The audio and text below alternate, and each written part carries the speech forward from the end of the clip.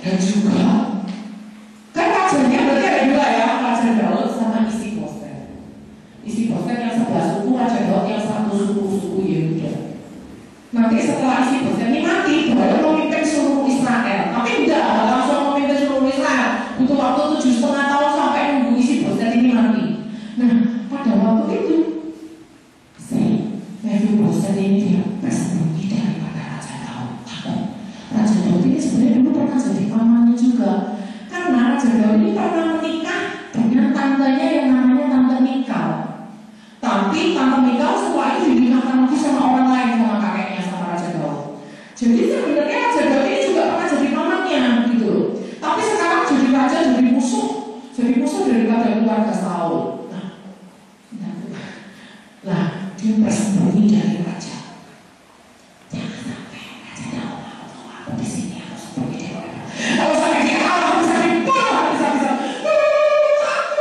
Udah, tak terima aku sekarang ganti Mephiboset, gak apa-apa, yang penting aku aman dari pemusnahan dari raja yang baru. Aku yakin suatu saat Raja Daud itu pasti akan menghancurkan keluarganya Saul. Pasti Raja Daud itu akan memusnahkan keluarganya Saul. Pasti dia akan mengalahkan pamanku Isi-Boset, itu pasti akan kalah. Aku yakin. Jadi aku sembunyi aja di sini. Nah, lalu pada saat itu sampai akhirnya pamannya Isi-Boset itu meninggal. Waktu pamannya meninggal, dia semakin sedih. Walaupun pamannya itu gak pernah melihara kehidupannya, gak pernah ingat sama dia, tapi paling gak kan ada keluarganya yang jadi raja. Sekarang pamannya udah meninggal, seluruh Israel dipimpin oleh Raja Daud. Nah, tapi kan dia masih punya tante dua, Tante Merah sama Tante Mikal. Mana tante-tante ini kok nggak ada yang peduli sama dia? Halo, tante datang bawain apel. Mau ya apel sakit kan lumayan, ya kan? Jeruk sak kilo kan lumayan. Gak ada yang ingat sama aku. Mana tuh Tante Mikal sama Tante Merah? Oh ya Allah, yang peduli sama diriku. Mungkin si Mephiboset ini berkata seperti itu. Nah, keluarganya Saul itu punya hamba, punya pelayan, namanya juga raja. Masa punya pelayan mencuci sepatu sendiri kan nggak mungkin. Pelayannya yang mencuci sepatunya namanya Siba. Nah, Siba ini orangnya jahat. Karena apa? Harta kekayaannya Saul, Raja Saul itu yang udah meninggal sama pangeran Yonatan itu dipack semua sama dia. Beneran ini Raja Saul punya harta, dikasihkan nama Yonatan, Yonatan mati, dilanjutkan Isi-Boset, Isi-Boset sudah mati, tinggal satu cucunya, yaitu cucu dari anak laki-lakinya, yaitu Mephiboset sudah pergi jauh, tidak ada yang ngurusi ladangnya. Kakek aku ladangnya lumayan, duitnya lumayan, jadi orang kaya bu. Jangan salah, aku dibebas kan aku tuan. Dia pelayannya banyak, bicara di Alkitab Siba ini pelayannya banyak, dia jadi orang kaya. Dulu sih pelayan, tapi sekarang bos gitu loh. Nah, dia jahat sekali Siba. Nah, semakin si Mephiboset ini semakin hidupnya terpuruk ya. Udah keluarganya gak ada yang perhatian, udah tante-tantenya gak peduli dia, udah dia tinggal di hotel, dia merasa hidupnya gak berguna, gak punya impian, gak punya cita-cita. Akhirnya dia merasa dirinya seperti anjing. Kalau anjing itu kalau di zaman kita zaman dulu nggak kayak yang bayangin anjing kayak zaman sekarang, dibawa ke salon, dikramasin, dikasih dog food, enak banget. Tapi kalau anjing zaman dulu enggak, anjing zaman dulu tuh ditendang-tendang, gak ada gunanya. Anjing itu nggak diperhatikan, anjing itu dianggap kalau ngata-ngatain temennya itu dasar anjing lu, gitu. Jangan ditiru ya. Jadi buat bahan umatan anjing itu, karena nggak berguna pada zaman dulu. Nah, gak ada kayak zaman sekarang lomba anjing muda gitu, gak ada zaman dulu lomba anjing lucu itu gak ada. Nah, si Mephiboset itu merasa dirinya seperti anjing, gak cuma anjing mati pula. Tidak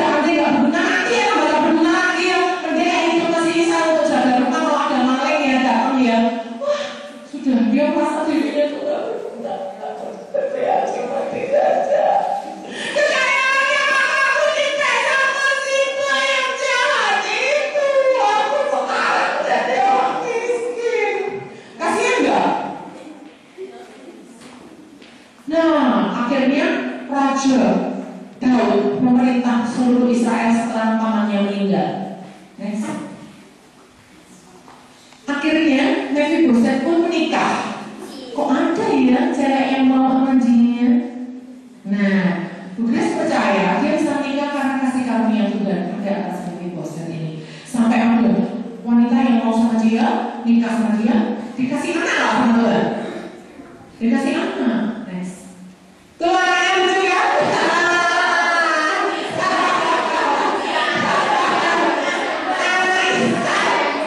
Sukses. Anaknya dikasih nama Mika. Mika itu artinya seperti Allah. Mungkin Mephibosheth ini memberi nama anaknya itu punya cita-cita. Ada nggak di sini yang namanya Mika? Oh nggak ada. Mungkin Mephibosheth itu punya cita-cita. Cita-citanya apa? Cita-citanya apa? Dia kepengen anaknya itu besok suatu saat jadi orang yang berguna, jadi orang yang berhasil, jadi orang yang sukses. Gitu ya? Coba bisa mendengarkan kayaknya dia nggak bibirnya ya. 1, 2, 3. Ayo coba bukan maunya gaya sama keren. Ayo 1, 2, 3. Gitu ya. Nah, dia punya impian supaya anaknya yang namanya Mika ini jadi seperti Allah. Maksudnya jadi orang yang berhasil, jadi orang yang hebat. Tiba-tiba ada tamu datang ke rumahnya mereka. Shalom, kami akan mau menjemput Mephibosheth. Apa ada benar ada Mephibosheth tinggal di rumah ini? Iya benar. Ada yang namanya Mika. Makin. Iya benar. Mana dia Mephibosheth? Itu ada di kamar Roy. Kami menjemput dia akan dibawa ke sana. Mephibosheth kata, aku mau dibawa ke sana ngapain? Siapa mau di sini? Orang Raja Daud diberitahu oleh Tuhan Siba. Oh, kok Siba masih tahu kalau aku ada di sini? Ngapain Raja memanggil aku? Ya, tapi sendiri juga tidak tahu ya sudah orang jangan bilang kamu harus datang. Datang ini si Mephibosheth.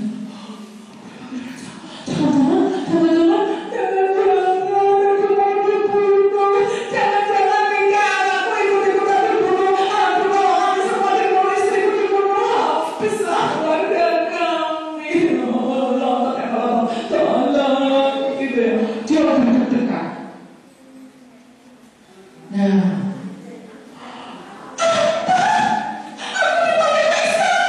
waktu dia berenang-renang di dalam pikirannya, menari-nari. Dia ingat istrinya, dia ingat pernikahannya, dia ingat anaknya, dia ingat orang sering menghina dia. Pincang, atok, Mephibosheth anak malukan. Mungkin dia pernah ditendang orang, mungkin dia nggak pernah dihargai sama orang sekitarnya. Dia merasa sebagai anjing mati aja. Anjing mati mau dibawa ke istana. Aduh, tambah parah ini ada aku akan tambah parah ini. Ternyata kok bisa Mephibosheth diundang ke istana? Karena ternyata Raja Daud bilang gini. Siapa itu karyawannya? Pegawainya Raja Saul itu dulu siapa namanya? Namanya Siba tuh. Panggil dia kemari. Panggil Siba itu. Iya Raja Daud. Siba, masih ada nggak anggota keluarganya Raja Saul? Aku ingin menunjukkan kasihku kepada Yonatan, sahabatku. Karena kami dulu pernah berjanji, saya dengan Yonatan pernah berjanji saya akan memelihara keluarganya. Ada Tuhan, namanya Mephibosheth. Dia tinggal di Lodebar, tapi kakinya itu pincang Raja. Gak bisa jalan, jalannya pincang. Sudah ada apa? Panggil dia ke sini. Wah, Raja Daud mau ngapain panggil Mephibosheth ke istana? Waktu itu Mephibosheth datang.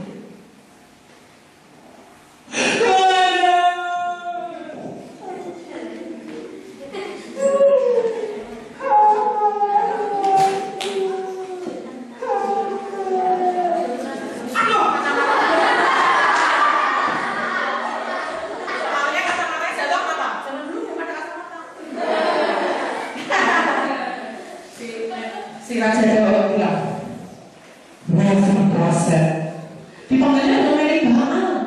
aja tahu betul kalau sebenarnya Mephiboset ini benar-benar seperti namanya, anak yang memalukan.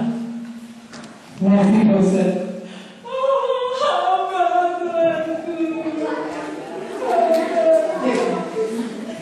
Terus raja bilang gini, jangan kamu takut Mephiboset. Aku pasti akan menunjukkan kasihku kepadamu. Karena Yonatan ayahmu, aku akan membalikkan ladang Saul kakekmu, dan engkau akan makan serindaman dengan aku. Oh Raja, aku hanya mati saja Raja. Sudahlah, kamu akan tinggal di sana mulai sekarang. Tinggal di sana. Aduh, apakah aku sedang bermimpi? Mimpi kali ya. Aduh, make upku jadi rusak ini. Mimpi kali ya. Enggak mimpi. Sepertinya ada sesuatu.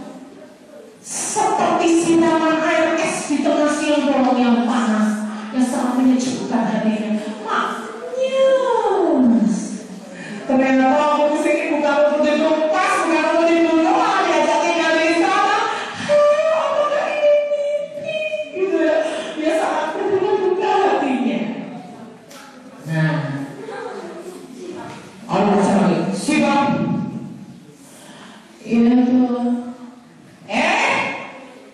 Kembalikan semua ladangnya Saul. Mephiboset ini yang berhak atas ladang itu. Iya Tuhan. Kamu yang harus mengerjakan ini. Beserta anak-anakmu dan pelayan-pelayanmu semua, kamu bekerja untuk Mephiboset. Mephiboset akan tinggal di sana. Walaupun semua keperluan dia sudah aku cukupkan, tapi ladang hasil ladang itu tetap haknya dia. Iya, baik Tuhan. Baik, selama ini selama hampir 10 tahun katanya sesuatu berpek kan? Nah, kembalikan. Baik Tuhan. Wah, sudah enak tinggal di sana, kan semua sudah dicukupi aja. Sabun, shampoo, odol, baju, makanan, selimut, semua udah disiapkan aja kan? Masa tinggal di sana nggak dikasih baju? Nggak mungkin, pasti dikasih baju kerajaan dong. Supaya pantas, masa tinggal di sana pakai daster suwek, kan nggak mungkin ya. Masa pakai bidal suwek, kan nggak mungkin. Nah, tapi tetap harta kekayaannya aja Saul harus kembalikan ke dia. Akhirnya Mephiboset sekarang jadi punya tabungan. Wah, dapat harta kekayaan luar biasa ya. Nah, Mephiboset dijadikan salah satu pangeran di antara pangeran-pangeran yang lain. Pangerannya kan banyak ya. Ada pangeran Salomo, ada pangeran Amnon, ada pangeran Absalom, ada pangeran Adonia, ada pangeran Sefaka dan Yitream. Pangerannya banyak loh anaknya Daud itu. Tetapi Mephiboset dijadikan salah satu anaknya. Kalau papa sama anak itu kira-kira gimana? Akrab gak? Akrab. Kadang-kadang dipeluk gak? Dipeluk. Ditepuk-tepuk pundaknya gak? Iya. Masuk kalau sama anaknya kaku banget. Selamat pagi ayah. Selamat pagi anakku yang pertama bernama. Dipeluk. Diajak cerita-cerita, diajak guyon-guyon. Enak ya? Enak. Wah, lalu dikatakan di Alkitab dia ngajak anaknya Mika, anaknya Mika dibawa tinggal di istana. Sukses, yes. Anaknya itu tinggal di istana sekarang. Luar biasa ya. My dreams comes true. Impian jadi nyata. Tapi dia jadi ingat masa kecilnya, waktu kecilnya dia dulu sempat tinggal di sana.